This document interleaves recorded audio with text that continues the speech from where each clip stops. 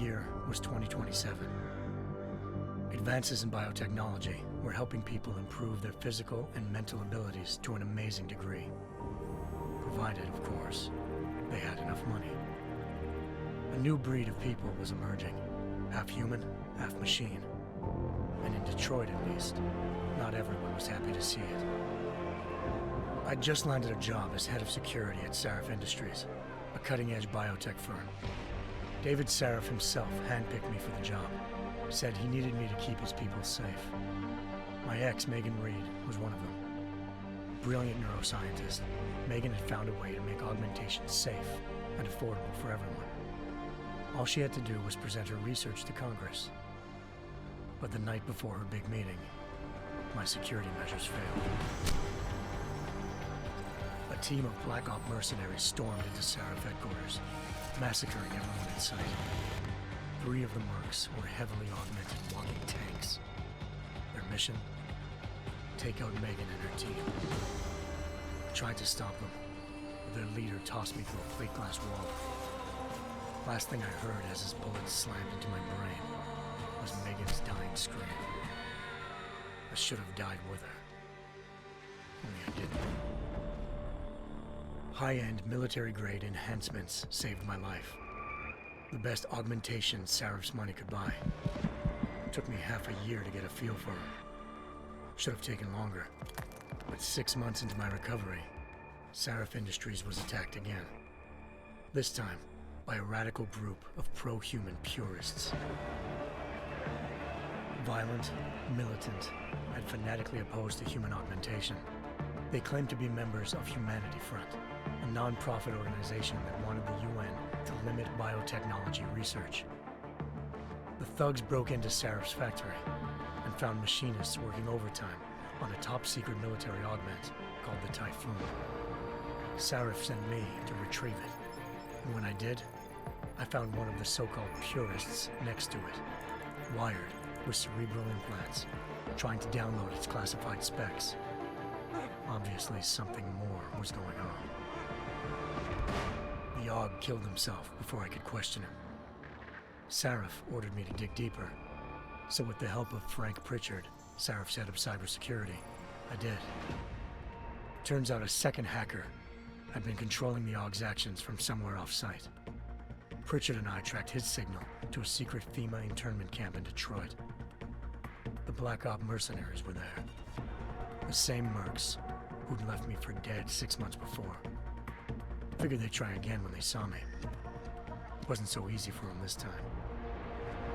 I took out the tank named Barrett, even got him to give me a new lead. A penthouse apartment in China. Of course, we both knew it would be a trap in the end.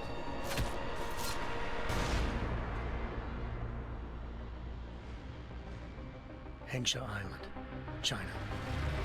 Home to a city so crowded, they had to build a second city on top of it. Trying to find clues in Hengsha wouldn't be easy. Lucky for me, I wasn't alone. Farida Malik, Sarif Industries' ace pilot, had lived in Hengsha before. A good person to have on your side. She knew enough about the place to get me around. Malik dropped me in the lower city, close to the penthouse Barrett had told me about. Bell Tower Associates, a private security firm under contract to the Chinese government, had agents tossing the suite when I arrived. Just not for the reason I'd been expecting. Turns out the man who lived there was a criminal hacker named Van Bruggen. The same hacker who'd been remotely controlling the Aug in Sarif's factory. Van Bruggen's panicked decision to force the man to commit suicide had been a mistake. Now his mercenary partners were gunning for him, and I needed to find him before they did. Locating Van Bruggen meant playing nice with the Triads, Hengsha's organized crime lords. They had the hacker holed up inside a low-rent capsule hotel. By the time I found him, Van Bruggen had no qualms giving up the woman who hired him. Zhao Yunru, president of the Taiyang Medical Corporation. According to Van Bruggen, Zhao wanted to monopolize the augmentation industry and had hired Black Op mercenaries to destabilize her competition. Sarif Industries was at the top of her list. To prove this, I needed to get inside TYM and grab a surveillance hologram off a server. I suspected Van Bruggen was hiding something when he told me this, but nothing could have prepared me for what I saw. Megan wasn't dead. She and her 4 best researchers had been kidnapped, spirited away somewhere while their kidnappers made it look like they were dead. Desperate to learn more, I confronted Zhao in her penthouse. She claimed to be a pawn in a bigger plan, and hinted at a group so powerful it controlled global interests at a whim. Then she slipped into a panic room and hit the alarm, forcing me to make a very quick exit. I figured Zhao was lying, but part of her confession made sense. David Sarif had been worried about his people. So worried, he'd required all of them to have subdermal locator devices surgically implanted. The GPLs would have been broadcasting the day of the attack. But Zhao said a single call to Picus, the world's leader in global 24-hour satellite news, had turned those signals off. I needed to fly to Picus headquarters in Montreal if I wanted to learn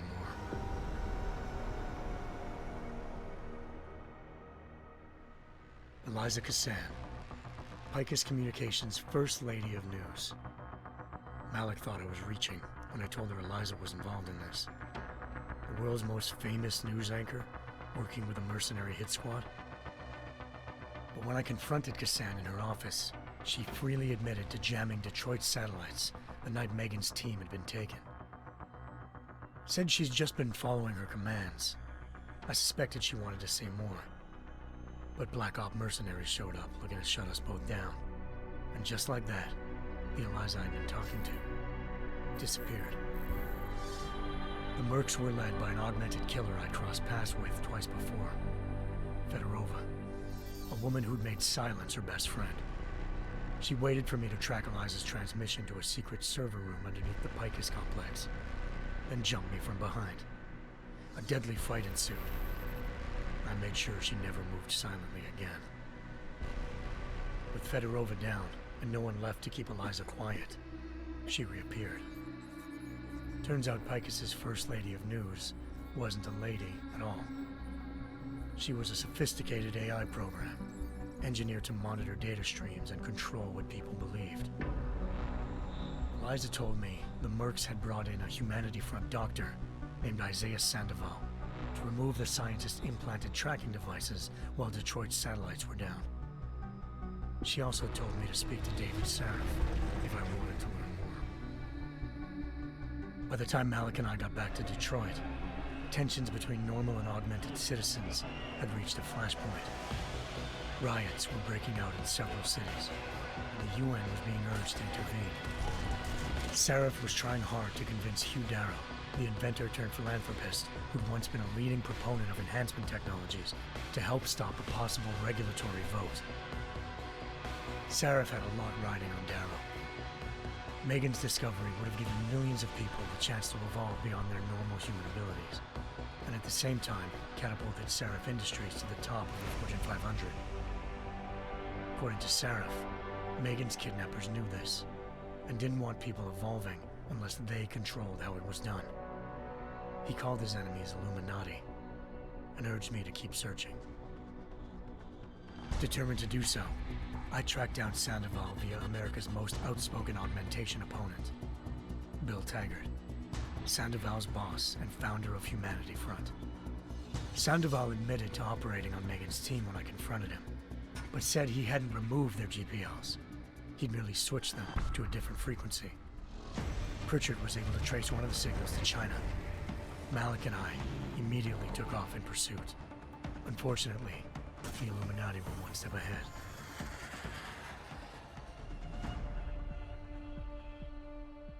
Ambushed. Shot out of the sky by Bell Tower Associates, seconds after entering Hengsha's airspace. Malik's piloting skills saved me. After a tense and bitter struggle, I escaped into Lower Hengsha.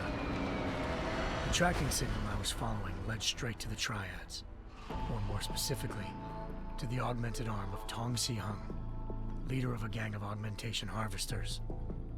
Tong said they'd taken the arm off a corpse, which Bell Tower had left at their door, meaning at least one of Sarif's scientists was dead. Maybe not the rest of them, though. Tong pointed me to a port used for human trafficking and helped me slip aboard a bell tower ship. It was sailing to Rifleman Bank Station, a military base in the South China Sea. Bell Tower was holding kidnapped civilians as prisoners there, and using them to perfect the Chiron Project, a human-computer interface that left most of its test subjects dead. My search for Megan would have ended then, if not for a mysterious ally named Quinn. In exchange for my help exposing Bell Tower, he slipped me aboard a second ship headed to Singapore and an Illuminati-run biotech facility called Omega Ranch. 3 of Serif's scientists were there, forced by their captors to create a technology capable of remotely shutting down augmented abilities. Thanks to an emergency recall notice issued by the World Health Organization, millions of people all over the world already had the biochip installed. With the help of the scientists, I tracked Megan to a private section of the ranch. There, I ran into Yaron Namir, the walking tank who'd put a bullet in my brain the first time we met. He'd teamed up with Zhao and was hoping to catch me off guard.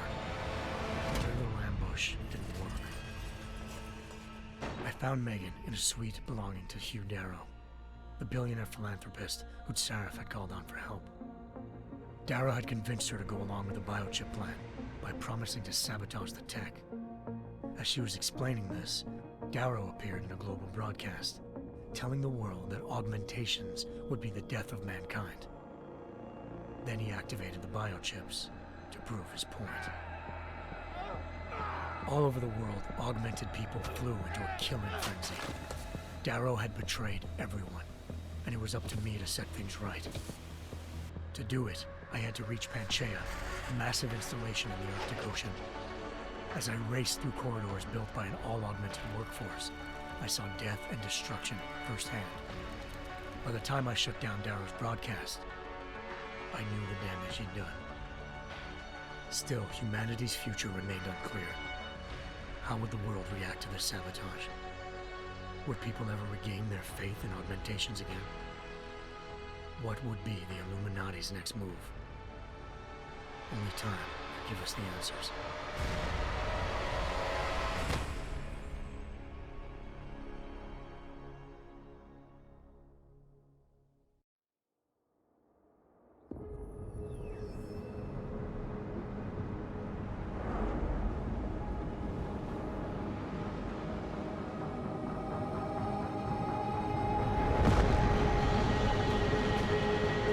I once thought I could save the world.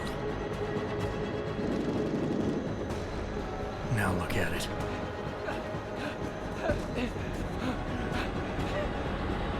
In yet another augmented terror attack, 251 passengers aboard sister airlines Flight 451 were killed when an augmented passenger broke into the plane's cockpit and ruthlessly butchered its flight crew.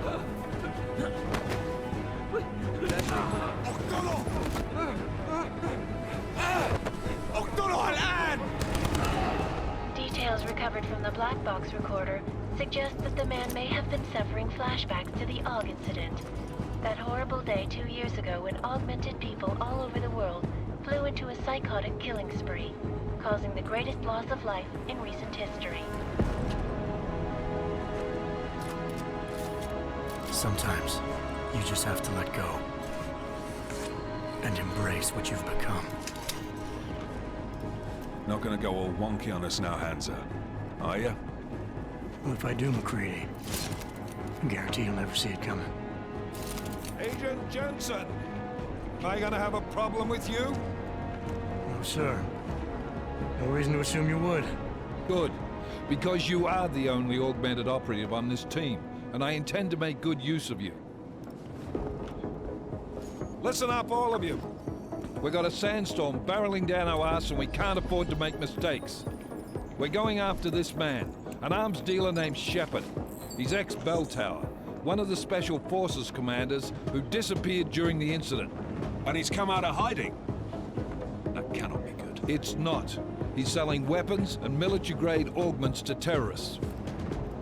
This is Aran Singh, the undercover agent who lured Shepard out of his hole. Best you see Interpol's got. For 3 years he's worked hard to get in tight with the Jinn, an Iraqi smuggling cartel that's infected the Eastern Hemisphere like a plague. Last week, our arms dealer sent a message to the Jinn, offering to sell them a shitload of black market merchandise dirt cheap. They told Singh to handle the buy. They're not gonna like it when Interpol disrupts their party. Singh's cover really that good? It is right now. We need to keep it that way. This is where the deal's going down. A half-finished high-rise hotel that's been abandoned ever since the incident. It's not a pretty picture inside. Let me guess. Most of the laborers were augmented with heavy-duty industrial rigs. So when the incident hit, and they all went schizo, things got gruesome real fast. And no one, except for some homeless junkies, have been inside the place ever since. So what's the plan, Director? Singh's meeting Shepard on the ground floor, inside the hotel's main atrium. He sent the bulk of his Jinn crew to the penthouse levels to secure a vantage point. I want McCready's team to take up positions overlooking the atrium and make the arrest. Jensen, you're going in solo from the roof. My objectives? Keep the Jinn from joining the party.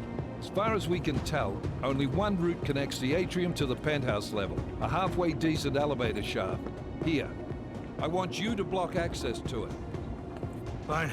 Just cut me loose. Do you plan on relying solely on your augments for this one? I'd recommend taking a little hardware, just to be sure.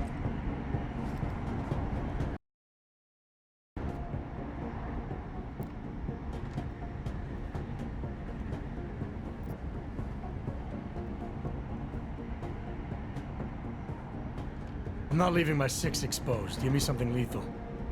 Your call, but Singh's undercover in all this. So watch your fucking sights. What about range?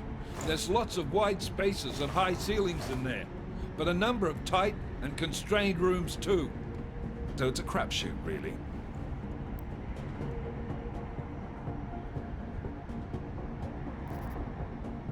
Well, I'm not looking to play dice with anyone in there. Give me something with distance. Your call. Less chance of being seen and compromising Singh that way. One last thing, Jensen. Singh said the Jinn are using some sort of portable Wi-Fi device to boost communications. He's got a better chance of maintaining cover if you disable it. We'll keep an eye out for it. But aren't we on the clock here? You said there's a sandstorm moving in. There is, and we got the intel on this mission at the very last minute. So we're scrambling a little. If it comes to it, your #1 priority is keeping the Jinn out of that atrium. Copy that. Time to put away your happy thoughts, gentlemen. We're approaching the target building. You're up first, Jensen. Let's do this. Task Force Actual. This is Knife Leader. Engage Hush drives and descend to Angels 1-5.